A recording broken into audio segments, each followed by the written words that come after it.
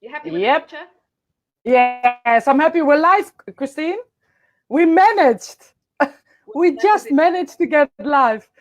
Interesting. Because I had a new live broadcast, so I have a new link to send you. It's probably not many viewers right away because the other link I shared in many groups, and now this is the new one. So we're going to wait a little bit, but I can see a few people already coming in. So how are you?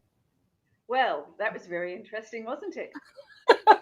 It was. But we can't speak to those who are living. No, but this is kind of the same because we're not seeing you. The people who are watching, we don't see them. So it's almost the same like talking to the dead. Just a little bit of a technology glitch, but we got there. Exactly. Isn't that exactly the same as life, Christine? It is, and it's lovely to talk to you, Rosita. Likewise. It's a long time. I think 1 year since we see each other and talk to each other. Yeah, I think with Easter time. Yeah, it was. It would be 12 months now since I've seen you. Yeah, maybe a little bit more. Yeah, it could be. Yeah. Months. Well, there's a lot of going on. Yes. Yeah, something like that. Well, I know everybody knows you, but can you tell who you are and what you do to the viewers we already have? Well, I don't know about everybody knowing me. I don't know if that's a good thing or not. But, well, I'm Christine Morgan. And obviously, Rosita knows, as some of you do, who are obviously online, is that I work as a spiritual medium. And I'm a tutor at Arthur Findlay College. And I work and live here in Sydney, in Australia, but also travel different places around the world, wherever the work takes me. So that is me in a nutshell. I work with the spirit world. Yeah. And well, I'm there's a you from home in Sydney, which is luxury at the moment. But do you come from Sydney or do you come from England? No, I'm English. I'm very English. Yeah. Because I cannot hear a really Australian accent when you talk. No, the girl out of England, but you shan't take England out of the girl. Yeah, you should be proud of it, though. Oh yes, no, I love England, but I love Australia as well. It's a good country. I've lived here a long time. Beautiful place. So people saying that the sound is really soft when you talk. So I don't know if there's a volume button or something, or you can. Do you have? Volume. Yes, it actually is up 100%. Okay. Yeah, so you have ears or a headphone maybe near to you, or you don't? No. So people just have to listen very carefully. Okay, can you hear me now? I don't know. I'm going to ask. So if you hear Christine a little better, can you please? She has a soft voice, so that's something different. I don't have a soft voice, so maybe that's the difference in our voices. Well, but she can yell though. Yeah. Okay. I don't know. We're going to ask. So can you please comment if you can hear Christine better now? Because she will raise her voice. I can hear you very good, but people are saying so. We're just waiting. I see very. Okay, so Kimberly, Christa, Roberta says. Robert, kan jij even zeggen of die wat harder moet, of dat die zo goed is? Oh, people can hear you, so it's okay. We just getting along. So the reason from this kind of broadcast interviews, I don't know the name of the talks yet, is that I always want to talk about mediumship and let people, be a part of the medium's life, if you can understand what I mean. Because mostly we always, how can I say in English? People talk about us like we're, I don't know, strangers or something, or special, or I don't know. And you're the one, and you know why I'm saying that brought me a lot, to be yourself and to be exactly who you are and not be a copycat of anybody. And you are a big part of that in my mediumship.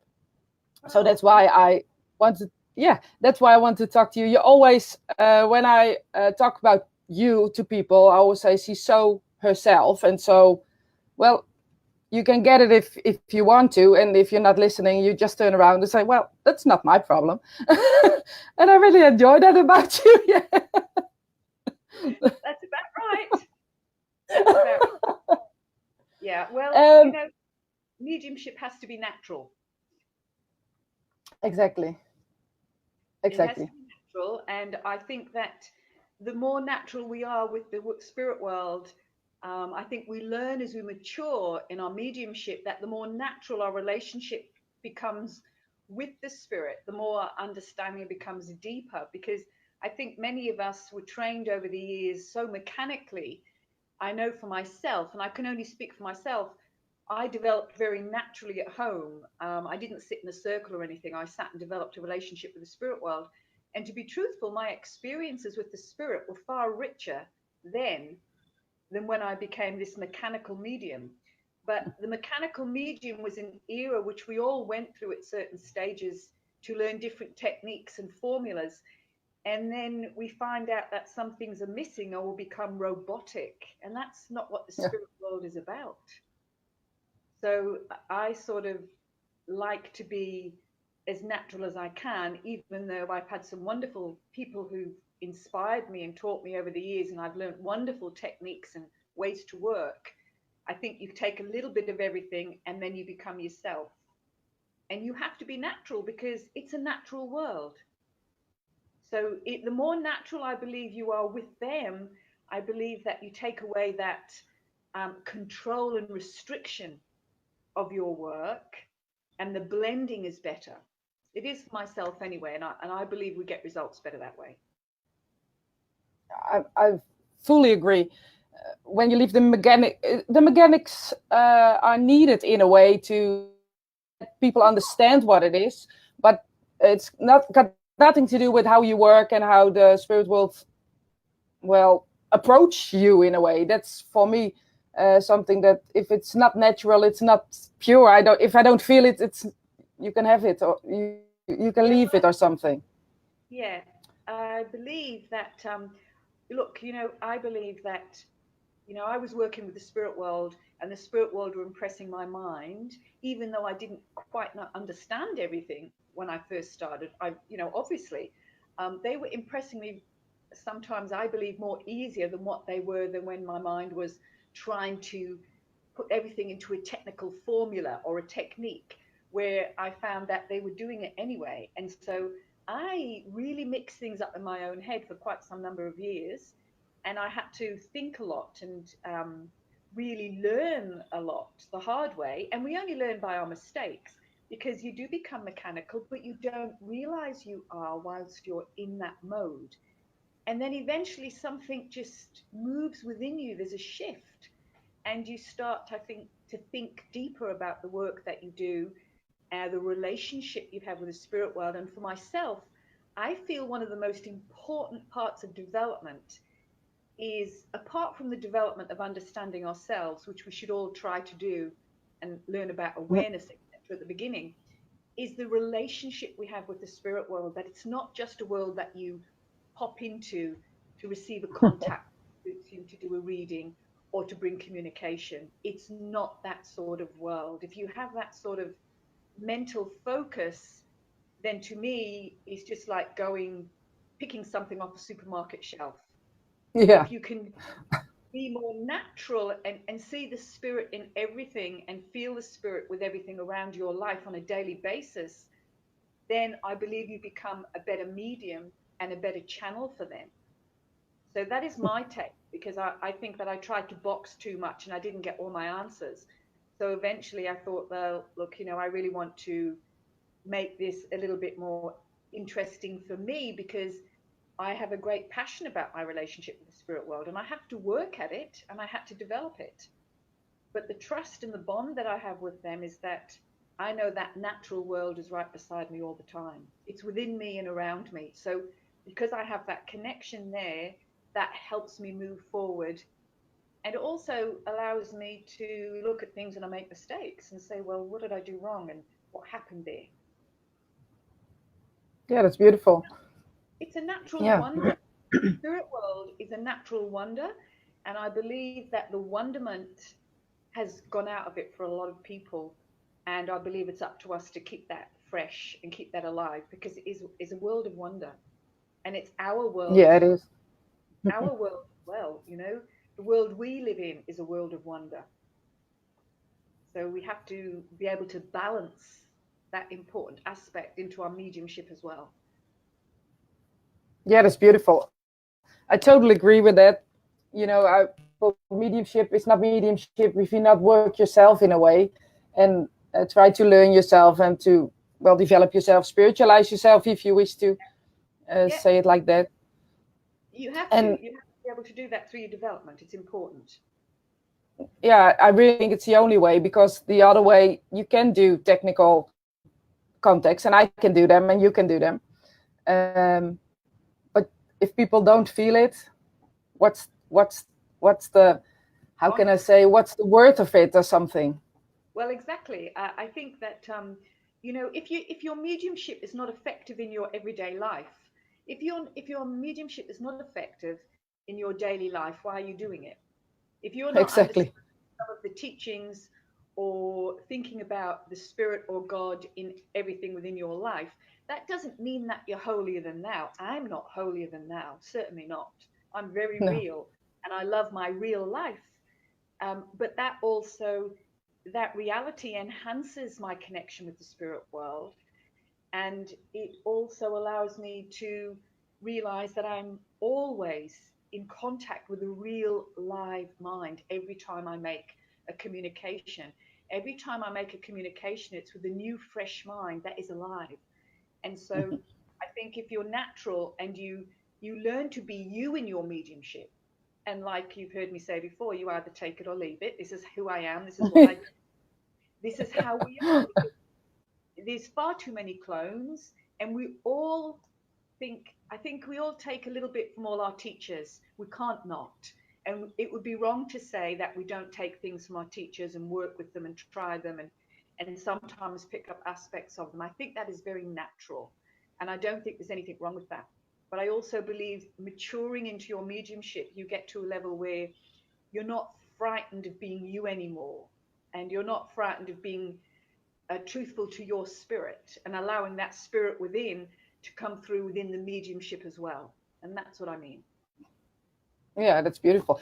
We had a conversation at the Banyan, I think it was, and you said Yeah. to me, when I teach my students, they're not allowed to connect the spirit world in the first time they develop in my groups. Can you tell something about the idea behind it?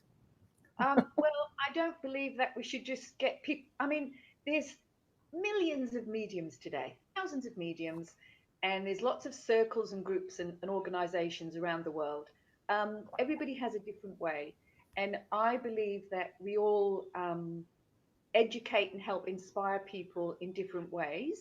And I feel that we still look to be inspired and helped by our colleagues and etc. Because that's how you have to evolve all the time. You don't ever get to a stage where you know it. You don't. And I believe that when people start sitting in circles or going to groups, for my people, when I do classes, I want them to sit and blend in the energy of themselves, and I want them to sit and blend and harmonize with the circle or the group first before anything. And then I also feel that we should be teaching a lot more about, and I know this happens because I do know there's great teachers out there, and I've had some myself. You must learn about the intuitive side of yourself and how your soul speaks to you, so you don't mix it up with the spirit world, because that's what happens, as we know. So I believe if you go through a process of sitting and blending and harmonizing with the power of self, and then also moving on to the world of the spirit eventually, if it's meant to be, I believe your connection is better and stronger, and your understanding of your information is easier, because you have to learn about the soul, you have to learn about the psychic side, you have to learn about those aspects to be able to know where you are, what you're doing, who you're with, etc. And they all play a very important part. So when people first come, I have a circle at home that's been sitting for 7 years. And sometimes they will come and we will just sit, and there's no information. We will just sit. Sometimes they will sit and they will practice with contacts, or we'll do exercises or healing, or we might do a discussion or inspiration, different things. And when people first join that group, I've had a few new people in the last year. I have people who've been with me for a long time. They just have to sit for a good few months in that power and in that silence before anything happens. I don't believe we should be pushing people into contact in the spirit world straight away. I think No. they should learn more about that world before they try to talk to it. To understand yourself, I think, you know, people always, that's a little bit what you see around in Holland, that people are a little bit about the psychic part of it. They hate it in a way, or they not allowing it to be beautiful. And I really don't understand why there's such a hate almost about the psychic part of yourself and about the work, because that's a big part of our work, I think. Well, I was lucky I had great teachers, and I was lucky that when I first started, I mixed a lot of things up. I mixed a lot of things up with the spirit world that were actually psychic. And of course, I had to unlearn and then relearn and understand things. And I had some very good tutors who really taught me a lot about the psychic side and how important that was. And it's a very valuable part of our work, a very valuable part. And I believe that it should not be downplayed. I believe there is this mentality that, oh, well, you're just a psychic or you're just a healer. And it's so sad. And I know people who are wonderful psychics. They don't communicate with the spirit world, but they're brilliant with the psychic side of things.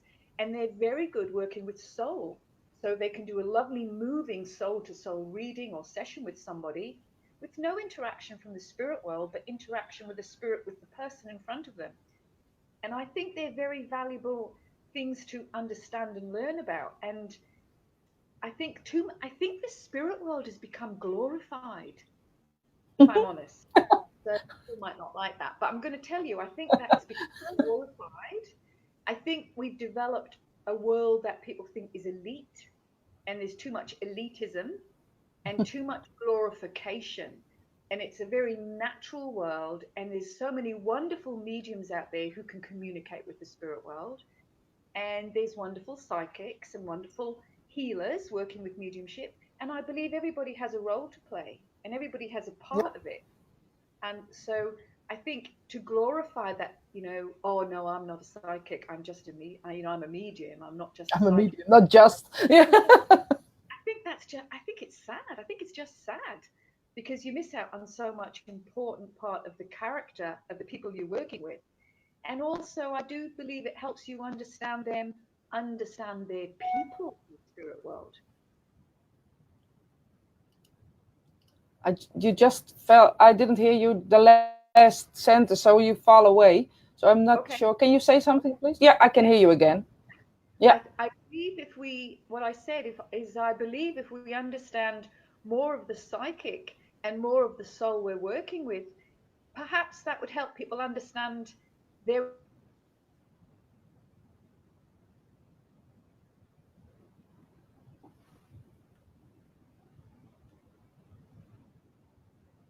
Bij mij zit Christine stuck with me, so I cannot hear her anymore. And that's what I saw happened.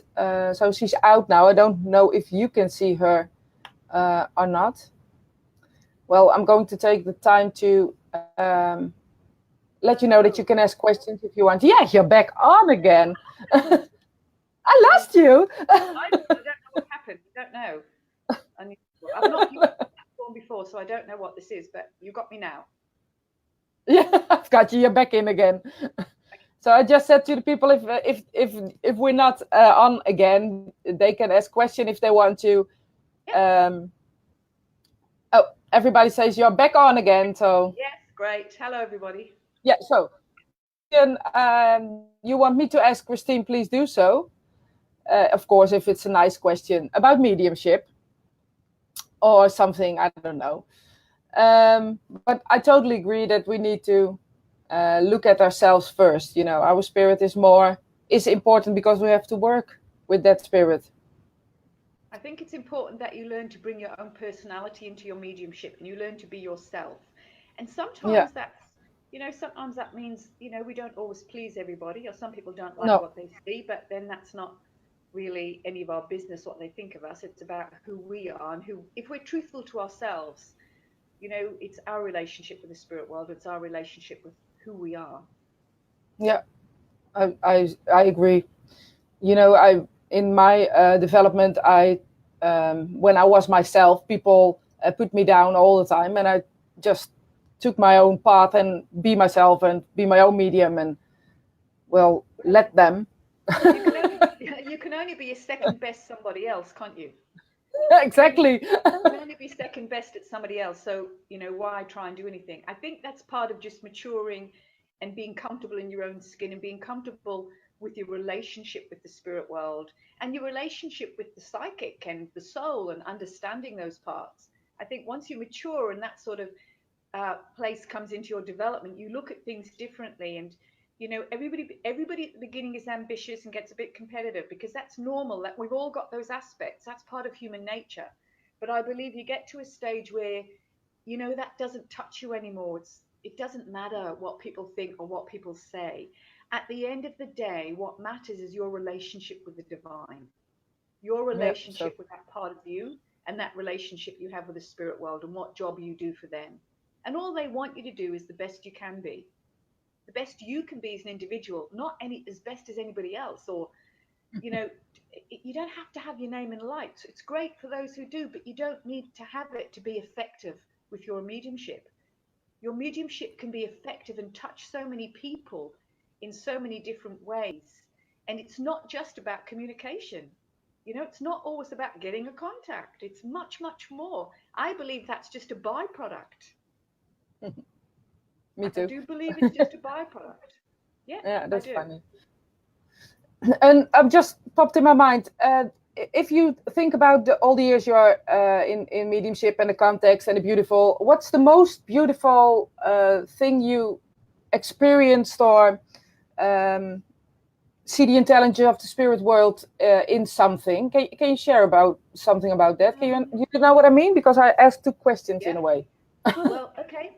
Um, I well, I never ever underestimate the intelligence of the spirit world. I see that demonstrated, I think, every day when I work. I think the intelligence is demonstrated to me so many ways, so many times.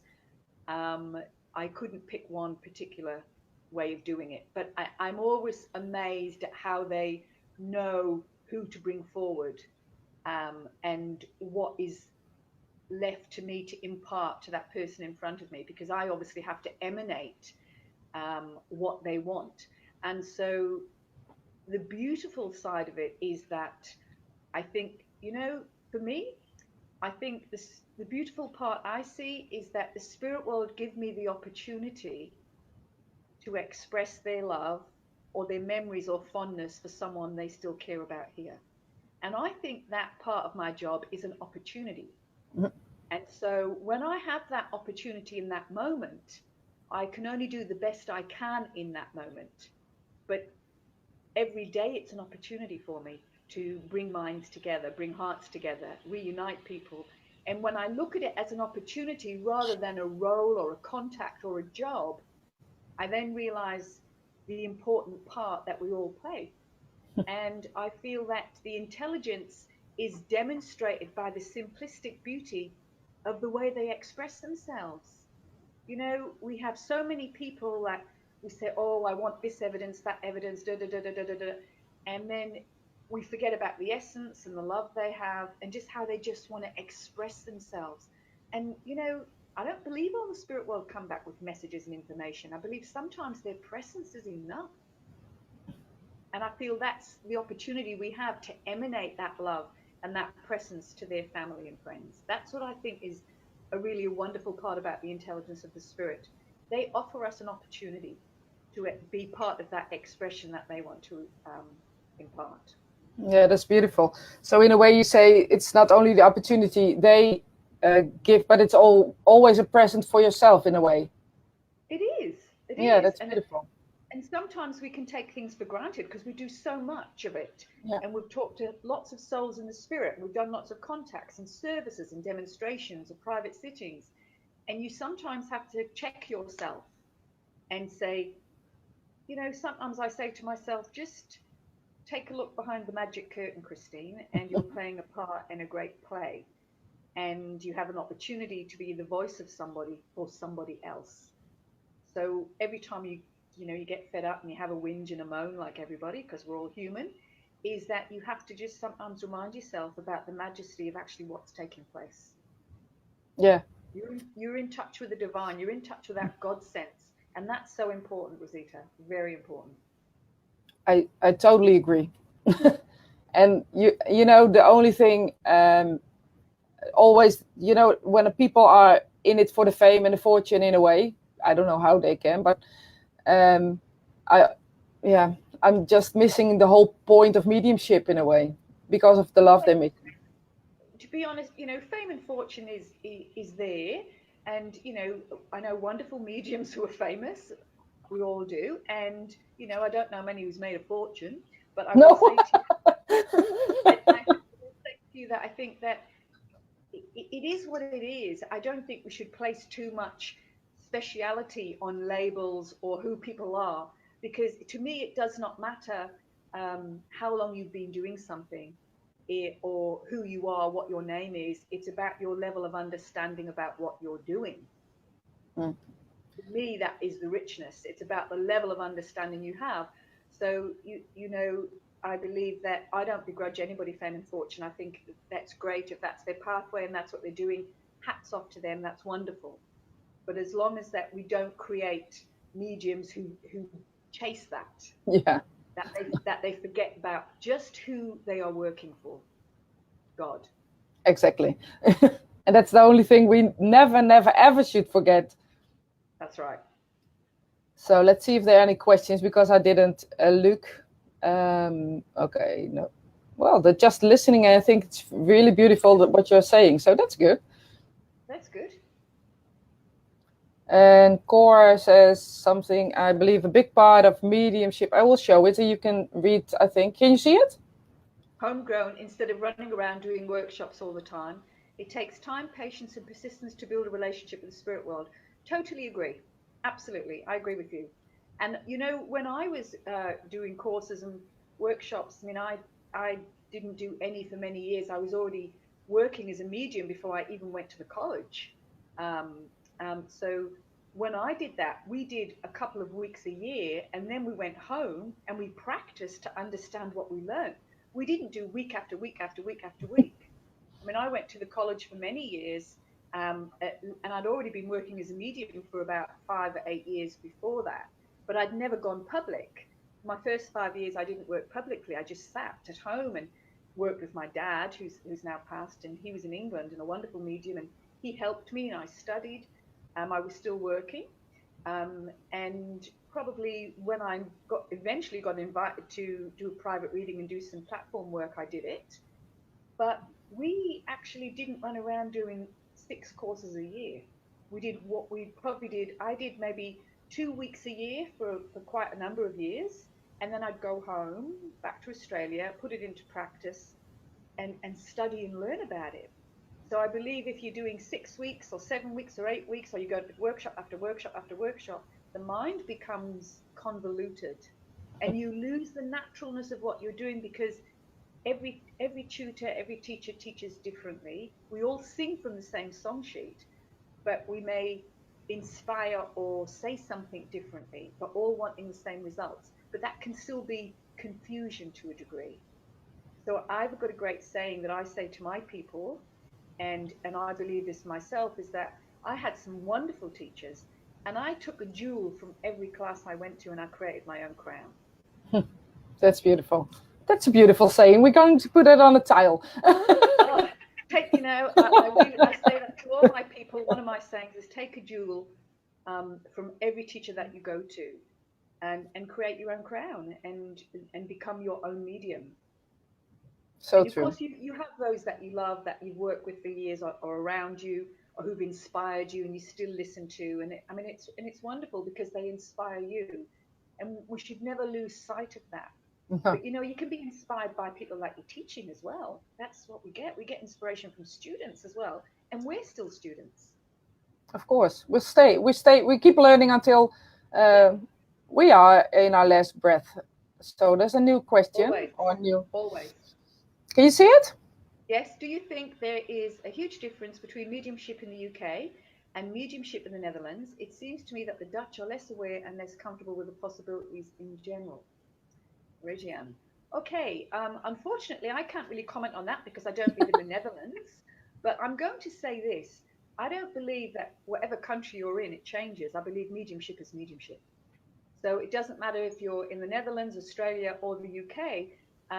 True evidential mediumship is mediumship. Um, I think it becomes spiritual mediumship when you start to mature and develop within the process of the unfoldment and you become aware of yourself in there. You do your self development and you continue to work on that. I would say for many years, I would say that I probably didn't do enough awareness. At the beginning, I didn't understand that part of myself. I've probably done more as I matured and got older in my mediumship.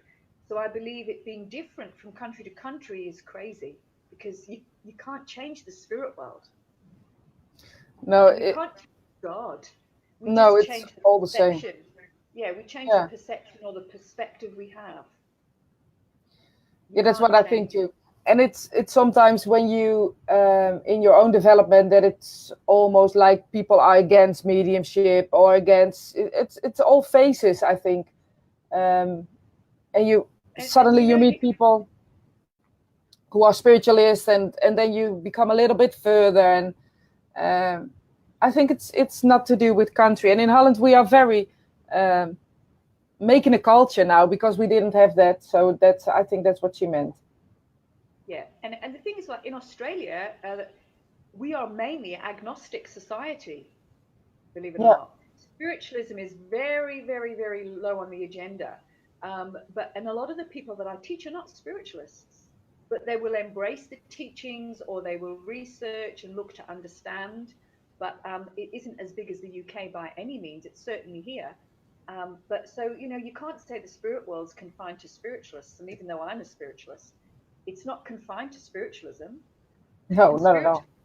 spiritualism has been around for eons of years. It's since the year dot, but and in lots of different cultures expressed different ways. I agree. Again, it's starting to get Good, boring. good.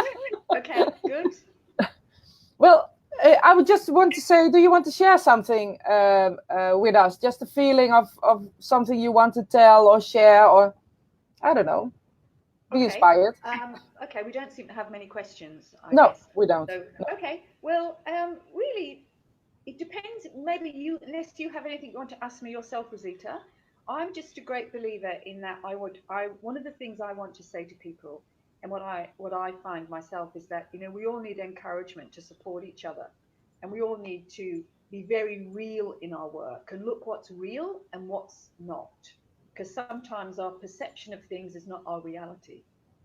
And I do believe that support and friendship and kindness with each other in spiritualism or in mediumship or in the field in general is really important. And it doesn't matter if you're working with physical mediums, trance mediums, healers, whatever, or even people who just want to seek, people who may not want to become a medium, but may just want to seek the teachings of the spirit or understand the spirit world. I believe we have a responsibility to share our knowledge and understanding with them as well, and they're entitled to that. I believe that we should encourage further education about the spirit world, and I believe the education should be encouraged at a much deeper level rather than churning out lots of mediums. I believe, we should have more knowledge based mediums. And I believe that it would be wonderful, wouldn't it?